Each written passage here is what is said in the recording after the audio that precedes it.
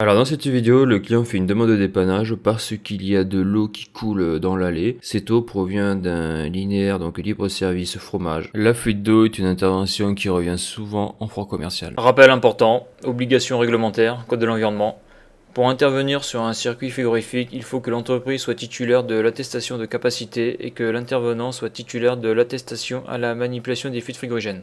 Le port des équipements de protection individuelle est nécessaire pour intervenir sur le circuit électrique et frigorifique. Donc là il y a une fuite sur le meuble.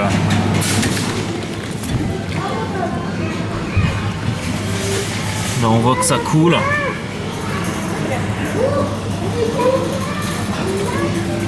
Donc lorsque j'arrive au niveau du bac, donc je constate que dessous il y a une fuite. Donc il y a deux solutions, soit l'évacuation des condensats est bouchée, ou soit ça pisse au niveau d'un joint. Donc là je vois la responsable de rayon, en tout cas la personne qui s'occupe de ces zones-là à ce moment-là, et je lui demande de vider la première plaque. Donc là où il y a l'évacuation des condensats, une plaque de chaque extrémité du bac. Et je constate que l'évacuation des condensats n'est pas bouchée, il y a un petit peu d'eau. Donc là, pour voir plus précisément d'où provient la fuite, donc et bien là je suis obligé de faire vider tout le bac. Donc je fais vider tout le bac, donc c'est-à-dire que je fais enlever toute la marchandise par le client, on va dire, le représentant du client, le responsable de rayon, et après donc j'enlève toutes les plaques, ce qui me permet de soulever les 6 ventilateurs qu'il y a sur l'évaporateur. Et donc après donc je vois que la fuite, on va la voir après, vient du passage des tubes en cuivre dans le bac, et je coupe en froid le meuble pour que l'eau arrête de couler de l'évaporateur, c'est-à-dire que lorsque l'on est en froid, l'évaporateur déshumidifie l'air, et donc il y a de l'eau qui coule en permanence dans le bac des condensats. Donc je constate que l'évacuation des condensats n'est pas bouchée, que l'eau circule normalement. Donc là on voit que ça coule beaucoup parce que j'ai versé de l'eau dans le bac des condensats avec mon pulvérisateur pour identifier précisément la localisation de la fuite. Parce que des fois les fuites, pour les trouver, c'est pas évident, savoir exactement où est-ce que ça sort du bac. Et donc là le mec qu'il a fait, il a fait de la merde, il a mis de la mousse polyuréthane, donc ça c'est de la grosse merde pour l'étanchéité au niveau de l'eau. Là il fallait blinder de silicone. Donc là, ce que je remarque, c'est qu'à force de faire des fuites sur ce type de bac, je remarque qu'à chaque fois qu'il y a des passages de tuyauterie comme là, souvent il y a de la mousse polyuréthane, et à chaque fois, cette mousse-là, je constate qu'elle n'est pas étanche, elle crée des fuites. Alors peut-être qu'au début, il n'y a pas de fuite, mais avec le temps, ça vaut pas grand-chose, parce qu'après, l'eau coule à travers cette mousse. Donc quand il y a des fuites, ça sert à rien de mettre de la mousse polyuréthane, ça sert à rien du tout. Et on voit ce qu'il faut mettre, c'est du silicone. En tout cas, à l'état actuel de mes connaissances, le silicone, ça fait le boulot. Donc à noter aussi, c'est là où il y a le passage de la tuyauterie de l'évaporateur, donc la ligne liquide et le retour donc vers la centrale. En principe, l'eau ne doit pas monter jusque là. Donc là après, c'est peut-être ce type de meuble là où il y a une erreur de conception, parce que l'eau monte jusqu'au passage des tubes en cuivre. C'est pour ça que la flotte passe là. Surtout en plus l'été, il y a beaucoup plus d'eau dans les bacs que l'hiver. La déshumidification est plus importante, l'air est plus chaud, donc il y a plus d'humidité à l'intérieur. Et donc là, c'est ce qui arrive ici, l'eau monte jusqu'au niveau de la mousse polyuréthane, et donc ça coule parce que ça passe à travers.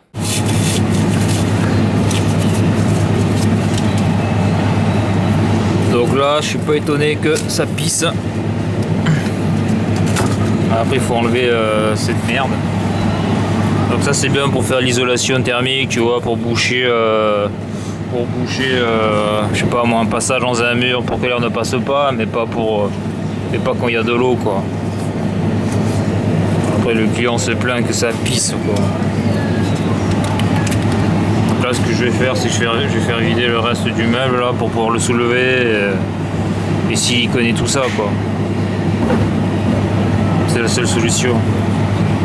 Donc là on peut voir sur la photo que j'ai enlevé toute la partie haute de cette mousse. Donc l'objectif c'est donc bien tout nettoyer, de bien tout sécher pour après y mettre du silicone pour faire l'étanchéité. Donc là en plus on peut voir que juste au dessus il y a l'évaporateur. Donc en plus suivant la quantité d'humidité qu'il y a dans l'air, ça déshumidifie un petit peu là parce qu'on est sur du froid positif, donc on doit évaporer à -3, -4 voire -5 degrés dans l'évaporateur, et donc ça coule obligatoirement. Et donc on voit que en plus sur la mousse polyuréthane, quand j'appuie dessus, on voit qu'elle est complètement imbibé d'eau et que la flotte sort de la mousse. Donc là en plus on voit que le trou donc qui sert au passage des tubes de cuivre, et il est bizarrement placé quoi. Il est placé dans un endroit où de l'eau peut venir. Et en fonctionnement continu, même s'il y a que quelques gouttes d'eau qui passent à travers ce passage là, au bout d'un moment ça fait une flaque et ça coule dans l'allée du supermarché. Et donc après ça pose un problème de sécurité par rapport au client. Le client peut marcher dessus et glisser et se faire mal.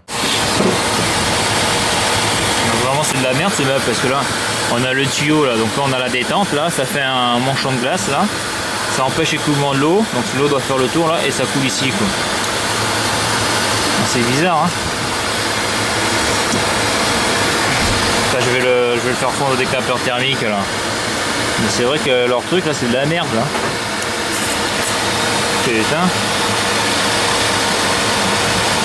Donc là où il y a la flèche, tu vois un trou et ce trou c'est l'évacuation des condensats. Donc tu vois qu'entre la petite rigole qui est censée canaliser l'eau des condensats pour la mener jusqu'au trou des condensats, tu vois que le tube en cuir passe vraiment au ras du bac, quoi, du fond du bac, donc là où il y a la flèche là. Donc c'est le tuyau qui va de l'évaporateur au détendeur, sachant que ce tuyau là est à la température d'évaporation, c'est-à-dire aux alentours de -5, -7 degrés, plutôt -5 degrés. Et donc obligatoirement quand l'eau touche ce tuyau, il se forme de la glace. Et donc ça fait un manchon de glace et ça fait un petit barrage. Et donc l'eau monte dans le bac des condensats et donc va jusqu'au passage des tuyauteries dans le bac. Donc bon, je sais pas si c'est une erreur de conception du bac, mais c'est bizarre comme système parce que là on voit qu'il y a un problème là. Donc le tuyau est hyper rigide, donc moi j'essaye de le soulever, je crois que j'avais mis une petite cale, je sais plus, mais bon quoi qu'il arrive, l'eau se met dessus et comme on est à une température assez basse, eh bien ça fait de la glace, ce qui empêche l'écoulement de l'eau donc vers le trou là qui sert à l'évacuation des condensats. Donc le niveau monte dans le bac et après ça coule au niveau du passage des tubes en cuivre et voilà, on a une fuite. Donc c'est vraiment très étrange là, le passage de ce tube de cuivre à ce niveau là du bac, c'est vraiment bizarre.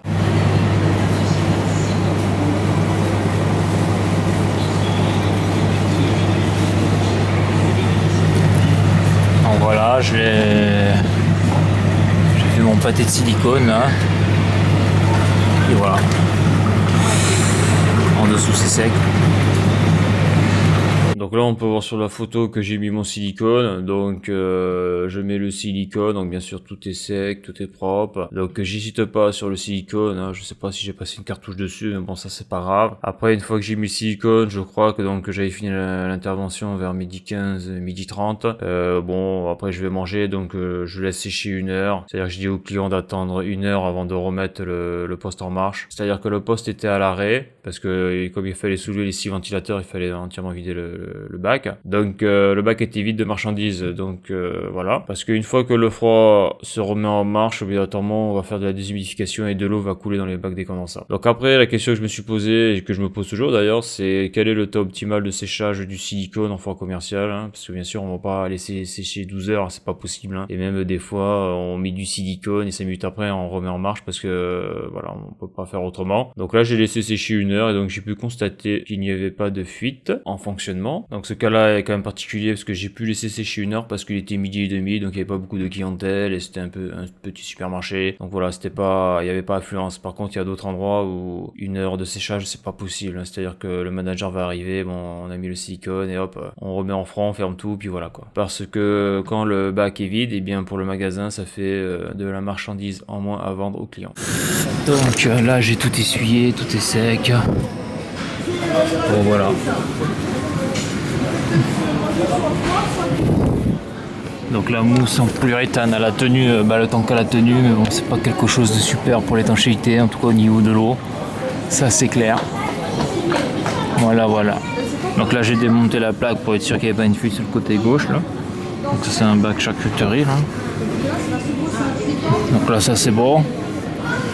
Donc voilà, tout est bon là. Donc en regardant la vidéo, on voit qu'à un moment donné, il y a une grosse pastille en caoutchouc au niveau du meuble. Donc ça en principe c'est un passage pour les tuyaux, parce que si tu enlèves cette pastille en caoutchouc, donc c'est censé traverser tout le meuble. Et donc lorsque je vois cette photo là, eh bien je constate que le trou qui a été fait pour le passage du cuivre est vraiment trop proche. On le voit du trou de l'évacuation des condensats, et on voit que le collecteur des condensats est vraiment extrêmement faible. Donc Donc lorsque je joue un peu dessus, j'ai l'impression que ce trou là a été fait à la scie cloche. Et donc mon avis quand je vois ça, c'est que ce meuble là il a été monté à l'arrache et que c'est une malfaçon. Et que c'est le monteur qui a percé à la scie cloche à ce niveau là du bac. Parce que voir des passages de tuyauterie aussi près donc du collecteur des condensats, c'est pas possible. Parce que dans les condensats il y a toujours de la merde qui se met un petit peu. Et il y a toujours à un moment donné le niveau des condensats qui va monter un petit peu. Donc là on voit que il y a un souci là. Le trou est quasiment